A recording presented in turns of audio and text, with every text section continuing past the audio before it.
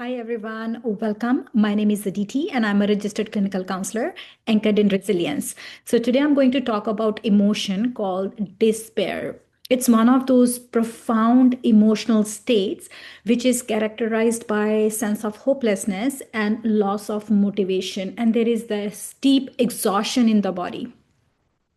So could it be symptom of depression? It could very well be. It can be symptom of depression, and it leads to feelings like hopelessness, frustration. What is the point, right? A lot of times, some of the folks that I've been working with say um, that they feel this sense of despair, nothing's going to work out.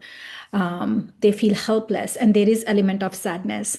So what happens with when the emotion is despair and emotion needs motion, we need mobilization of energy. So what we need to do is mobilize that energy, and it's actually opposite to emotion action.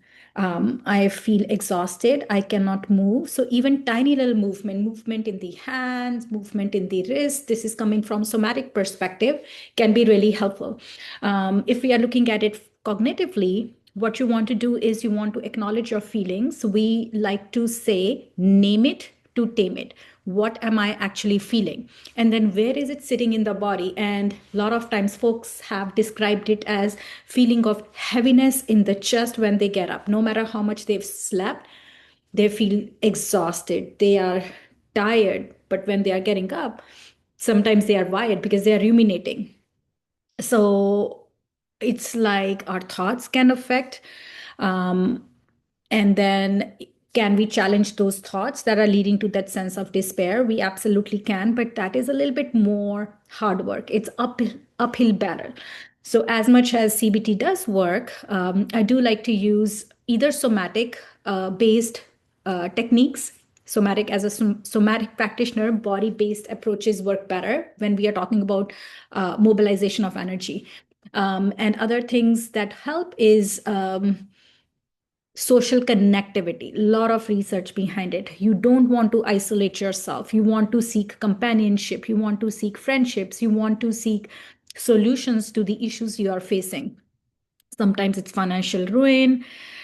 Sometimes it's you've lost someone, that can lead to sense of hopelessness because that strong anchor goes missing, especially when you lose a loved one who was a parent or a caretaker or someone very close to you.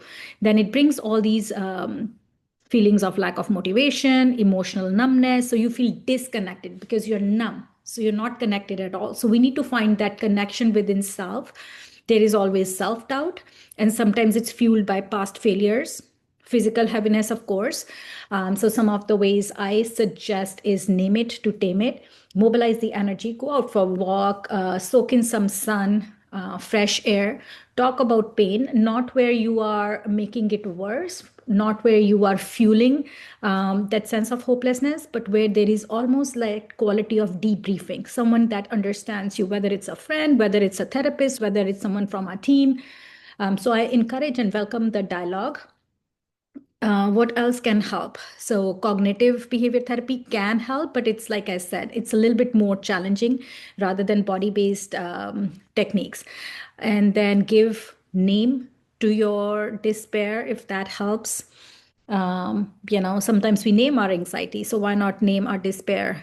Acknowledge that you're feeling something. Don't try to push away because whatever we resist, it persists. So we don't want to resist. We want to acknowledge. I want to validate, but I don't want to become best friend with despair. So I'm trying to invite other emotions like joy, creativity. Now, joy might not come, but I'm going to go search for it in simple activities, something that I used to do in the past. Joy, social connectivity, friendships, seeking companionship, talking to people who might understand. So even a group, joining some kind of a group would be helpful. Avoid toxic positivity. I know some of my even colleagues sometimes misunderstand this emotion and are telling their clients, oh, you can get over it, right? Or someone who's new and not seasoned enough might say, okay, I've been through similar challenges. I did it, so can you. It doesn't work like that, right? Because every system is different. Every individual is designed differently based on your genetic makeup as well as your lived life experiences. So avoiding the toxic positivity, but that doesn't mean giving up, right? So everything might not work out. So that acceptance piece becomes important. Counting our blessings, gratitude becomes important. I hope this gives you a little bit of insight into what is despair and how we work with it. And if you have any questions, feel free to leave a comment, reach out to our team. My name is Aditi Jasra. Thank you so much.